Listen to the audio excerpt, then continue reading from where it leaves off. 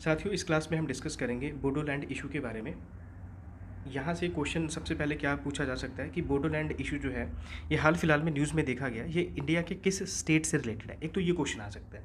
तो हम किस स्टेट की बात करते हैं? आसाम से रिलेटेड है ये, ठीक है। तो एक तो ये क्वेश्चन आपका बन सकता है। दूसरा, अब जब हम बोडोलैंड एरिया की बात करते हैं, देखिए ये वाला जो एरिया है असम का, ये बोडोलैंड है, ठीक है।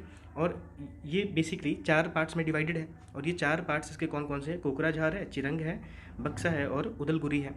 तो ये भी क्वेश्चन आ सकता है कि हाल फिलहाल में कोकराझार, चिरंग, बक्सा, उदलगुरी, ये जो एरियाज़ है ये न्यूज़ में थे, ठीक है। ये किससे रिलेटेड है? तो ऐसे क्वेश्चन पूछा जा सकता है कि मतलब ये यहाँ पे कोल माइनिंग होती है, यहाँ पे डायमंड्स मिलते हैं, ठीक है, यहाँ पे यूरेनियम मिलता है, या फिर these are part of Bodoland area, ठीक है। तो इस तरीके से क्वेश्चन पूछे जा सकते हैं। तो एक तो आपने ये चारों नेम याद रखने हैं, बोडोलैंड याद रखना, और बोडोलैंड जो है ये इंडिया के किस स्टेट से रिलेटेड है? असम से रिलेटेड है। अच्छा, ये क्यों टॉपिक हम पढ़ रहे हैं, मुद्दा क्या है? तो देखिए, बोडोलैंड जो है, बोडोलैंड का ये जो एरिया है ये डिमांड कर रहा है, यहाँ के लोग जो है ये डिमांड कर रहे हैं कि हमें एक सेपरेट स्टेट मिलना चाहिए, ठीक है। बोडोलैंड जो है एक सेपरेट स्टेट होना चाहिए। तो जैसे पंजाब है, जैसे असम है, जैसे अरुणाचल है, वैसे ही बोडोलैंड एक स्टेट होना चाहिए, ठीक है। ये कहते हैं कि असम के साथ नहीं रहना है, हमारी अलग आइडेंटिटी है और उसके बेसिस पे हमारा एक अलग स्टेट होना चाहिए, ठीक है। तो ये है पूरा मुद्दा, ठीक है। अब इस टॉपिक में कुछ और इंपॉर्टेंट पॉइंट जो हमारे एग्जाम के पॉइंट ऑफ व्यू से इंपॉर्टेंट हो सकते हैं, चलिए उस पर नज़र डालते हैं। देखिए, सबसे पहले बोडोलैंड इशू की जब हम बात करते हैं, सबसे पहले बोडोलैंड की मांग कौन कर रहा है? बोडो लोग कर रहे हैं, ठीक है। तो एक ये भी क्वेश्चन आ सकता है कि ये जो बोडो लोग हैं ये इंडिया के किस स्टेट से रिलेटेड है? तो ये साथियों असम से रिलेटेड है, ठीक है। ये असम में किस ग्रुप में से रिलेटेड है? तो वहाँ की ये शेड्यूल ट्राइब है, ठीक है। शेड्यूल ट्राइब में लिस्टेड हैं बोडोज लोग। और असम की टोटल पॉपुलेशन का ये लोग 5 से 6% है। ये भी इन्फॉर्मेशन आपने याद रखनी है। बोडोलैंड एक स्टेट होना चाहिए, इस मूवमेंट की शुरुआत कब होती है? तो ये मूवमेंट बहुत पुराना है साथियों। 1967-68 में पहली बार plain tribal council of Assam ने डिमांड रखी थी कि बोडोलैंड एक सेपरेट स्टेट होना चाहिए। इस मूवमेंट को वापस से उठाया जाता है 1986 में, जब वहाँ की एक बोडो सिक्योरिटी फोर्स नाम की ऑर्गेनाइजेशन बनाई जाती है। और इस ऑर्गेनाइजेशन ने तो फोर्स का इस्तेमाल करके अपने इस मुद्दे को उठाने की कोशिश की, बोडो सिक्योरिटी फोर्स ने। बाद में यही जो ऑर्गेनाइजेशन है इसने अपना नाम चेंज किया और आज के टाइम में इसका नेम है national democratic front of Bodoland, ठीक है। तो बहुत लंबे समय से ये लोग अपनी लड़ाई लड़ रहे हैं कि बोडोलैंड को एक स्टेटहुड जो है ये मिलना चाहिए। फिर 1987 में वहाँ की जो स्टूडेंट यूनियन है, इन लोगों ने भी अपनी डिमांड रखी कि बोडोलैंड जो है ये असम से अलग है, कल्चर अलग है, तो इसलिए बोडोलैंड जो है एक ये सेपरेट स्टेट होना चाहिए। अब आप समझ रहे होंगे, सोच रहे होंगे कि जब इतने लंबे समय से ये डिमांड्स रखी जा रही हैं तो गवर्नमेंट ऑफ इंडिया का क्या इंटरवेंशन था? तो चलिए हम देखते हैं कि गवर्नमेंट ने फिर इस कॉन्टेक्स्ट में क्या किया।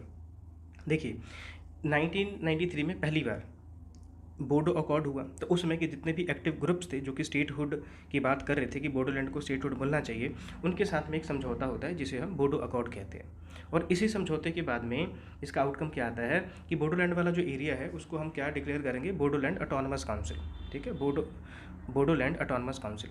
अब ये जो काउंसिल होगा, बोडोलैंड ऑटोनमस काउंसिल होगा, अब ये बोडोलैंड का जो एरिया है, बोडोलैंड का जो एरिया है उसके डेवलपमेंट के लिए काम करेगा। और अगर किसी ऑर्गेनाइजेशन के नाम में ऑटोनमस लिखा हो, इसका मतलब उनको बहुत सारी ऑटोनॉमी दी जाएगी, ठीक है। तो बोडोलैंड को चलाने के लिए बोडोलैंड ऑटोनमस काउंसिल बनाया जाएगा, उनको बहुत सारी ऑटोनॉमी दी जाएगी ताकि उनको ऐसा ना लगे कि अगर हम असम का पार्ट हैं तो मतलब हमारा कोई नुकसान हो रहा है। असम के साथ रहते हुए भी हमको बहुत सारी ऑटोनॉमी मिल रही है, ठीक है। तो स्टेटहुड की ज़रूरत ना पड़े हमें। तो ये एक आउटकम निकल के आया था 1993 का बोडो अकॉर्ड का। लेकिन बोडोलैंड की जो लोग डिमांड रख रहे थे उनको ऐसा लगा कि ये बिल्कुल सही नहीं है, इस बोडोलैंड ऑटोनमस काउंसिल का बहुत ज़्यादा इम्पैक्ट नहीं पड़ रहा है और इसकी जगह हमें बिल्कुल स्टेटहुड ही चाहिए, ठीक है। बिल्कुल स्टेटहुड ही चाहिए। और वापस से आप कह लीजिए कि ये जो डिमांड था 1993 के बाद भी ये उठाते रह गए वहाँ के लोगों के द्वारा, बोडोस के द्वारा। फिर फाइनली एक बार फिर से एक समझौता होता है 2003 में। और 2003 में ये जो समझौता होता है इसको लीड कर रहे थे, ये बॉर्डर नहीं है यहाँ पे, ये बोडो है, तो बोडो लिबरेशन टाइगर फोर्स, इसने लीड किया था इस बोडो अकॉर्ड ऑफ 2003 को। और ये जो समझौता था, एक तरफ ये बोडो लिबरेशन टाइगर फोर्स वाले थे, दूसरी तरफ सेंट्रल गवर्नमेंट और स्टेट गवर्नमेंट थे। तो इस समझौते का आउटकम क्या आता है? इस समझौते का आउटकम साथियों निकल के आता है बोडोलैंड टेरिटोरियल काउंसिल, ठीक है। तो पहले बोडोलैंड ऑटोनमस काउंसिल बनाया था, अब उसको रिप्लेस करेगा बोडोलैंड टेरिटोरियल काउंसिल। तो ये इसका आउटकम निकल के आया। तो ये जो बोडोलैंड टेरिटोरियल काउंसिल होगा, अगेन ये अपने आप में एक ऑटोनमस बॉडी होगी, बहुत सारी इसको ऑटोनमी दी जाएगी। ठीक है। 6th शेड्यूल के तहत इसको बहुत सारे, आप कह लीजिए, बेनिफिट्स मिलेंगे, बहुत सारे पावर्स इसको मिलेंगे। और ये जो बोडोलैंड टेरिटोरियल काउंसिल होगा, इसके अंडर ये जितने भी एरियाज़ आएंगे उसको हम क्या कहेंगे, बोडो टेरिटोरियल ऑटोनमस डिस्ट्रिक्ट कहेंगे। तो इस तरीके से एक ऑटोनमस बॉडी बनाएगी। ठीक है।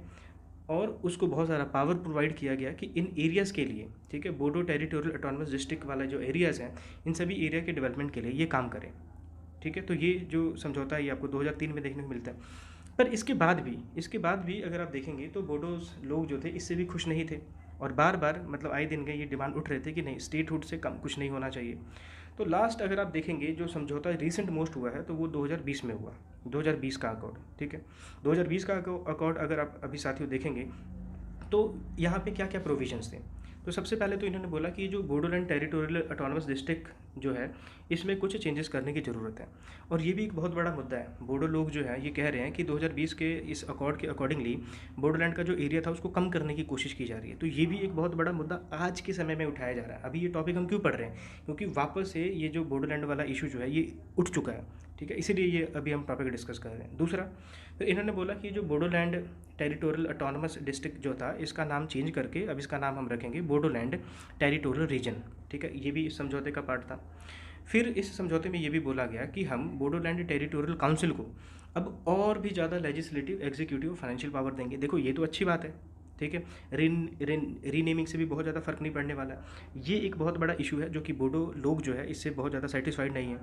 फिर इसके अलावा अगर हम बात करें तो ये जो national democratic front of Bodoland जो है, इनसे जुड़े हुए जो लोग थे जिन्होंने सरेंडर कर दिया है, उनके रिहेबिलिटेशन के लिए काम किया जाना चाहिए। ये भी इस समझौते का पार्ट था। तो इसमें क्या बुराई है, ये भी एक बहुत अच्छा प्रोविजन था। फिर इस पूरे एरिया के डेवलपमेंट के लिए गवर्नमेंट ऑफ इंडिया ने एक स्पेशल पैकेज अनाउंस किया 1500 करोड़ का। ठीक है। ये 1500 करोड़ का पैकेज अनाउंस किया, तो ये भी एक बहुत अच्छा स्टेटमेंट है। बोडोलैंड के जो लोग हैं उनको दिक्कत इस प्रोविजन से थी। ठीक है। और दूसरा दिक्कत जो है कि भाई इससे कुछ नहीं होगा, ये आप ऑटोनमस काउंसिल वगैरह बना दे रहे हो, ऑटोनमस डिस्ट्रिक्ट बना दे रहे हो, इससे कुछ नहीं होने वाला है। स्पेशल पैकेज दे दिया, इससे कुछ नहीं होगा। मतलब कि these people are looking for a statehood of Bodoland and not less than that. ये बात है। ठीक है। तो इस टॉपिक में साथियों इतना ही। Thank you for watching. Keep learning, keep growing. जय हिंद।